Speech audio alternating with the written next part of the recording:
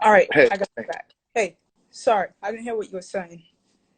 I said when you said give it a few seconds so a few more people Sure, come in. sure. I guess like when you say pro, I just think like everyone it's a different thing from Europe pro than US pro, and I don't think people understand the difference with the pro. Like when you say pro here, everyone thinks big payday, big paycheck, Yeah, yeah. Again, and I it's think different. that's one of the things that over the water the kids they have an advantage because pro doesn't necessarily mean that they're getting actually even getting paid. It's just mean that they're playing on a pro team. Yeah, it could mean that. Yeah. But again, most of the pro teams are going to make sure their players are taken care of. But not And again, necessarily. yeah, yeah. And again, to what means that is, it will vary. And there's American pros playing in Korea. Um, I think we had Alyssa Thomas from Maryland, Lynetta Hmm. Kaiser in Korea. So again, if you're talking about those players in comparison to maybe your locals, yeah, Hmm. there's going to be a difference there, most definitely. So, um, but yeah, like for some, Hmm. it's about, security. You're able to continue doing what you like. You're making money, and again, you could have a side part-time job. So maybe we're really calling that semi-pro. Correct. No, And that's why most of them can actually yeah. come here in the States. Later on, they can come to the States and play here in the States. Sorry, say it again.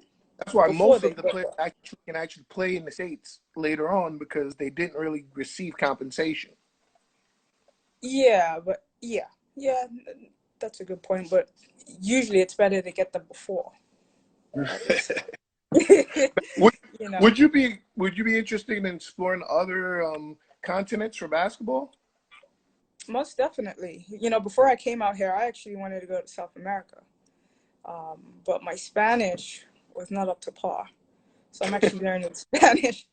So no, yeah, like seriously, that I wanted to go to like Argentina or Colombia or somewhere like that, following, college. But again, I just didn't have that language behind me. But yeah, obviously, if the opportunity presented itself, I definitely still want to explore Asia because, as I said, and we're talking about right now, it's just so huge. And I think there's still a lot of opportunity here, especially to educate people. You know how big Asia is. Can you hear me? Yeah, I can hear you. Yeah. All right. What are further ahead than others and why? Yeah, that's a good question. So let's say we just put Australia in the batch. I would say Australia, China, Japan, um, Korea, Taiwan, um, Hmm. Philippines. But on the girls' side, it's competing, and I'm hearing there's a lack of funding. But I think countries where basketball is popular, obviously, it's easier to get more kids playing. And then obviously countries where you do have pros from overseas coming in. And can you hear me? I Sign language. Can you hear me now?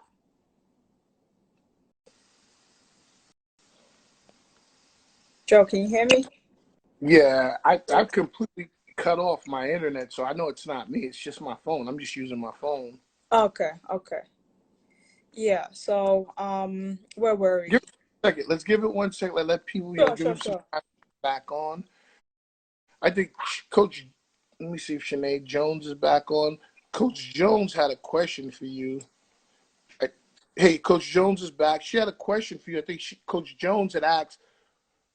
Coach Jones, what was the question? I'll wait till Coach Jones. Here it is. Which Sure. country is showing the most promise based on their system in Asia? Oof.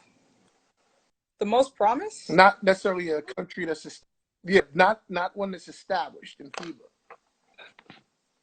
Um, so a country that we don't already know Like is, that's not mainstream. uh, That's not Hollywood. yeah, Hollywood. I'm gonna go with India, India. but there's a lot of things that have to happen for that to, be fulfilled. Again, talking about a country with millions of people, basketball is definitely growing there. I've been there several times to do camps, and you know, the game is definitely growing. There is an interest, but the biggest thing that's lacking, Mm-hmm. courts and quality coaching. But there's kids that within a short period of time, uh, there's three or four kids that are within college or within the college Mm-hmm. system. One kid is at Northern Arizona University. Um, there's a few kids in JUCO. There's a kid that goes to, is it Lawrenceville High School. So again, Mm-hmm. I think that is definitely one of the biggest potential countries. They've got the population. It's just about getting, the basketball infrastructure and the coaching in play, and some other stuff that So, maybe. Sorry, go ahead. so out of the three continents that you've lived in and participated in basketball, what do you like about each? They all have its own style and culture. You know, coming from Europe, and again, I don't know if this is just a transition from high school to college. I really just enjoyed the style of play. Like I prefer European basketball Mm-hmm. over, American style basketball. Again, that's just my preference. Boo, Whoa, I'm boo. just saying. I'm just saying. I'm messing with There's you, more Renee. IQ to the game for me. For me, you know. But again, it's a conversation in itself because you know there's more technical and IQ and passing and reads and cuts. And in the US, maybe you don't need that because you've got kids that can just go get a bucket. Do you understand what I'm saying? So Yeah, that's a I get it. difference there. Yeah. And then obviously the US, I just love the competitive spirit. Like I never understood like how competitive you got to be, like day in day out, come in and compete. And I think that was really the biggest transition, well, one of the biggest transitions for me, because I think it's just different. And again, I know it's different levels, but I think in Europe, yeah, it's competitive, but I think US is on a different level with some of that stuff. I just think it's ingrained in the culture, and that's one reason, why Americans are good at sports, and other things too. Um, in Asia, again, we could break it down by area: Eastern Asia, Australia, and Southern Asia. But I really enjoy, the passion and the way the kids play. Like one thing I notice, like these kids will play until, they can't go anymore. So they play hard, they're passionate about the game, they respect it, and they enjoy the game and they want to get better, and they're just not representing themselves. Can't hear you, Joe.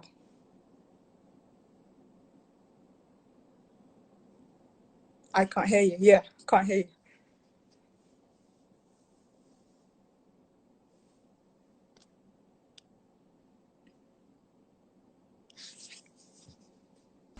Bear with us. Renee's calling from the other side of the world.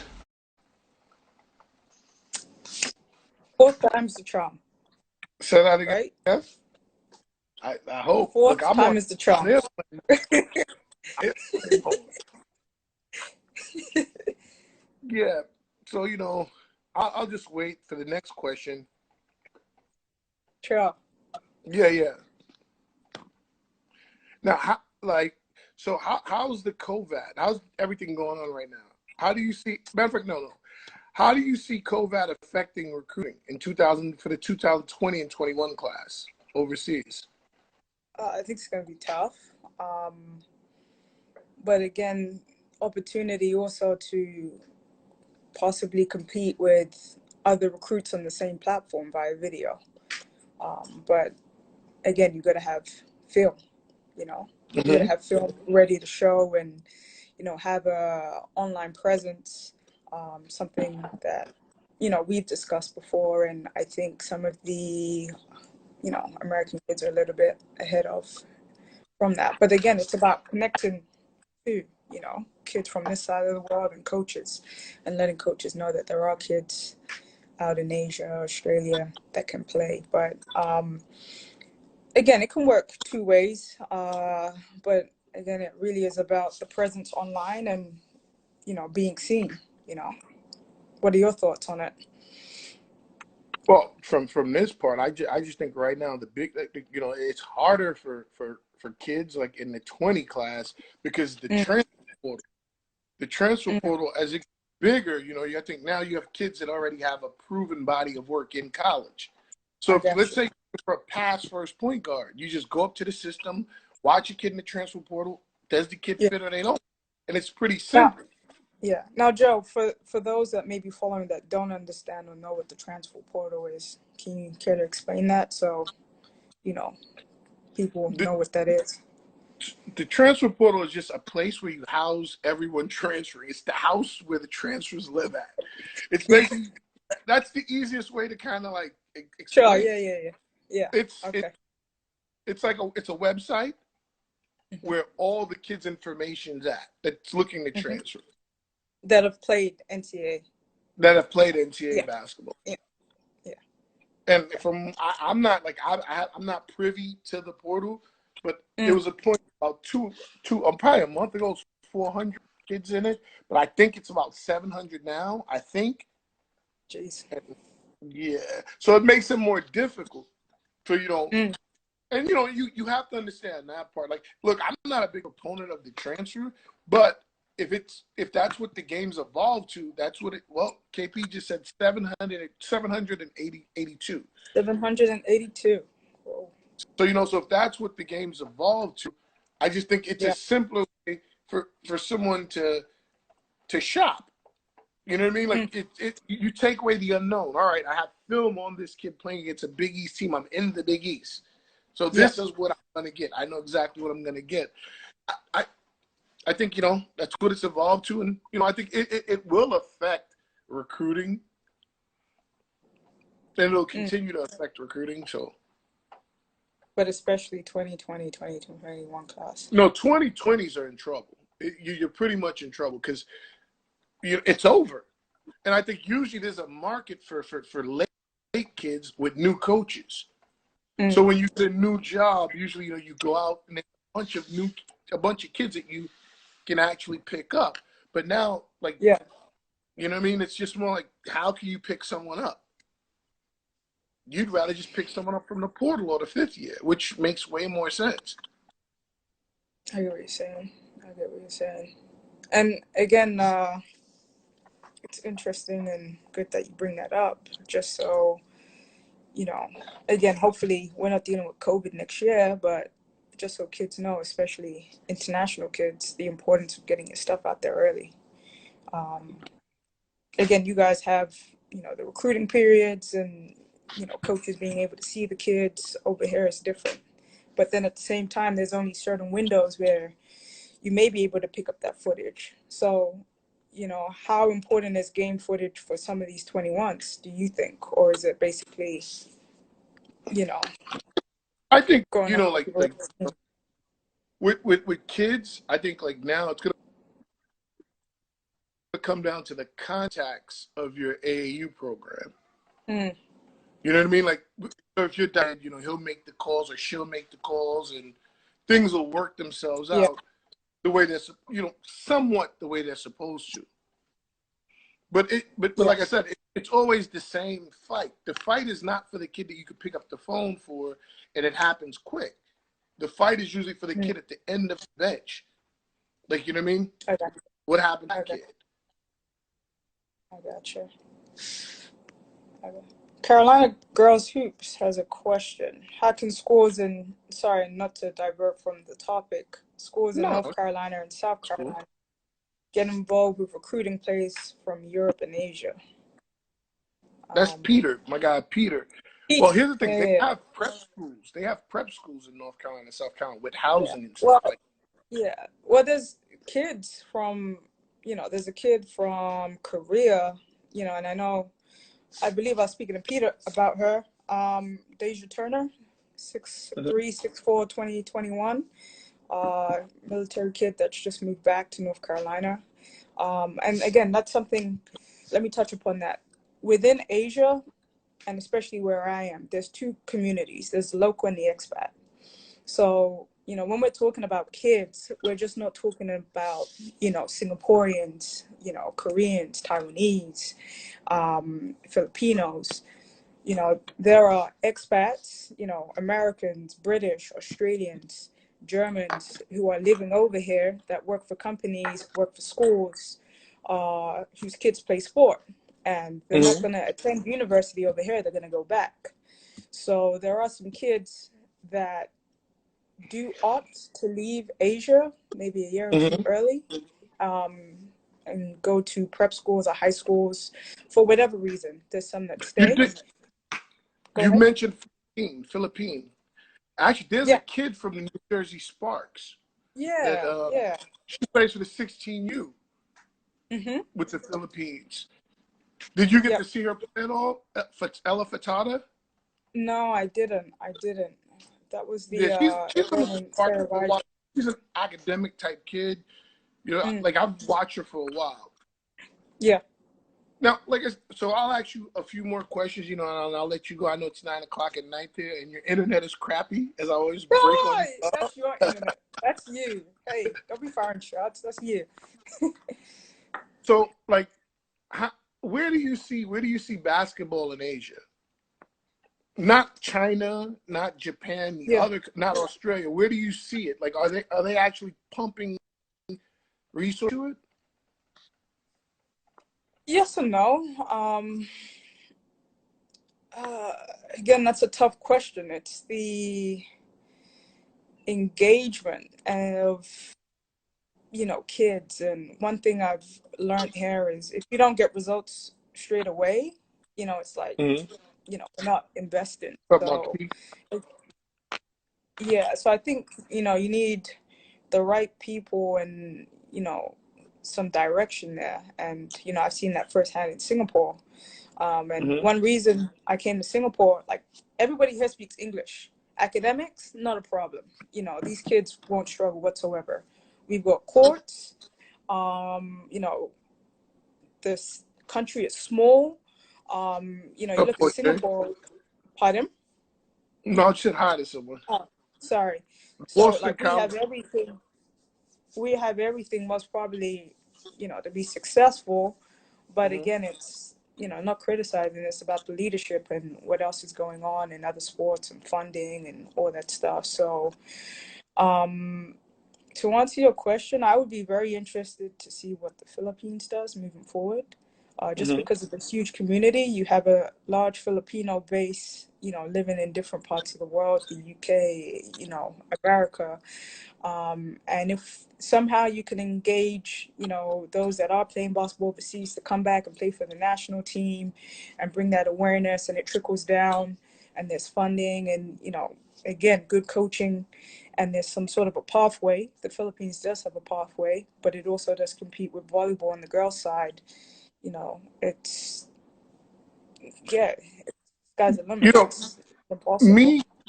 So me being from like Haiti, a Mm. few years ago, the Haitian Federation hit me up about, hey, what kids are Haitian?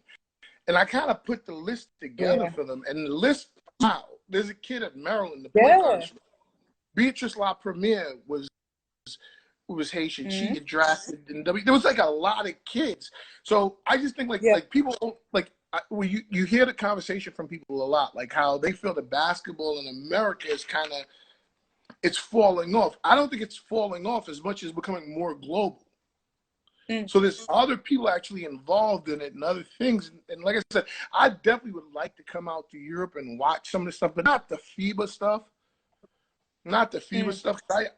I just think the FIBA stuff is more Hollywood mainstream, but the grassroots stuff to kind of understand. Last time I was in Spain, I was just watching, like I watched a pro team practice. and then I watched their club team practice.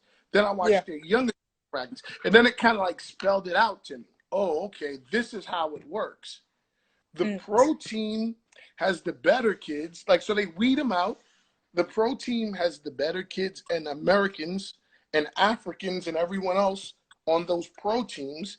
The semi-pro, which is the next bottom tier team, has all of the kids.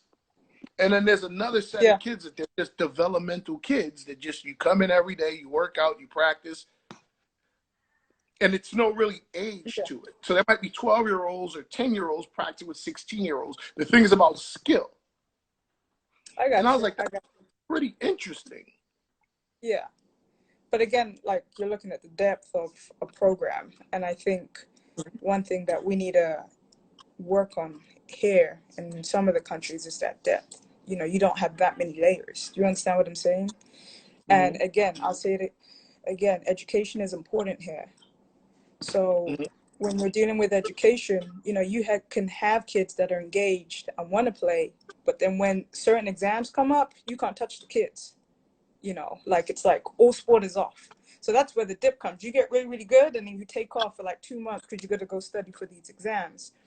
And that's an educational point where you try and tell the kids and educate the parents to let them know that you can still do both. That's the true definition of a student athlete, if How that many makes sense. in the 19 class, how many kids do you think are in America playing basketball from Asia? That's a good question. Like, Roughly. roughly, are we talking Asia in general? Asia, including Australia. Because I know Australia has to have at Okay. least Well, 30.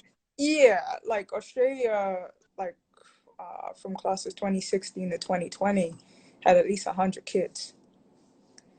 So You that's know, like that's a big and that's number. just That's Australia. one place. Yeah, that's one place, and there may be more for kids that may not be accounted for. Again, that's not including kids that are at high schools, may have gone to JUCO. Do you understand what I'm saying? Obviously, there's kids from New Zealand. Um, yeah, and then again, there's, as I said, there's the growing trickle of kids coming in from Southeast Asia. There's a kid from Mm-hmm. Taiwan that's Georgia Highland. But again, for some of these countries, there's a kid from Japan that's at Louisville, Eureka Kona, Mm-hmm. who's pretty good. So again, it's going to get there. But one of the challenges is, the academics and the English. So India, they speak English. Philippines, good English. Australia, English. New Zealand, English. You have kids that want to pursue these routes, but you got to get them early, ahead of time, especially if Chinese is the first language. If you're Malaysian or Indonesian, Bahasa, again, depending on the language. So that is another part where the education has to come a little bit earlier. Now, if you're at certain schools, as I said, there's international and there's local school. If you're going to international schools, they're going to prepare you for that anyway. So they're going to prepare you for certain exams that you may need to go to university in the UK, in the USA, Australia. If you're not on that track, parents have to and kids have to pursue that themselves because they may not be receiving that education and have the classes needed to be eligible. And then again, I'll bring it back to education. Why would some kids go to a JUCO? Not saying there's anything wrong with a JUCO when you can go to a 4-year university, if we're stressing education on this side of the world. So Mm-hmm. it's education, but it is happening. Kids from Australia, as I said, over 100 kids, if not more. And that's growing. I was just looking at it. There's a kid from Thailand that went to the American School of Bangkok, Shanique Lucas. He's at a D2 school. Um, yeah, there's the Indian kid I mentioned that goes to Northern Arizona. And again, we're not only talking D1, some kids at the international schools know what level. Can you hear me?